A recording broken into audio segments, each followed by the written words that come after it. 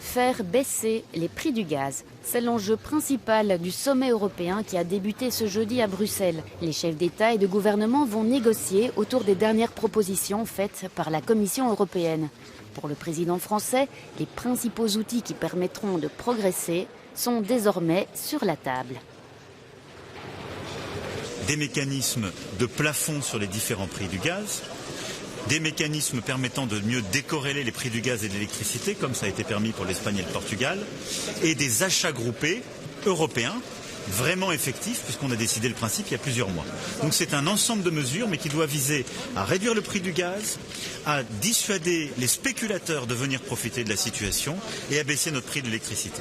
Mais une proposition divise profondément les 27, le plafonnement des prix du gaz. L'Allemagne et les Pays-Bas ne veulent pas d'une telle intervention.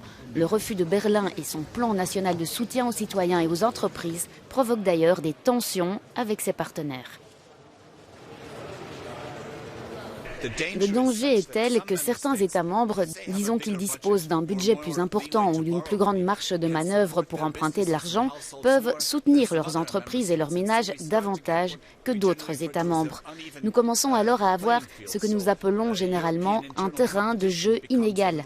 La concurrence interne européenne devient alors un peu paralysée et nous devons nous en prémunir. Et nous devons trouver un moyen de surmonter des tendances quasi protectionnistes. L'Allemagne, accusée de privilégier ses intérêts, réfute ces critiques et assure agir dans un esprit de solidarité européenne. Nous sommes le plus grand soutien de l'Europe. Nous payons généralement 26% du budget et nous développons beaucoup de mécanismes de solidarité, comme nous l'avons fait lors des dernières crises. Tous les dirigeants appellent à dépasser leurs différences pour parvenir à une réponse commune. Si la question énergétique divise les 27, les responsables devraient en revanche se rassembler sur les questions internationales.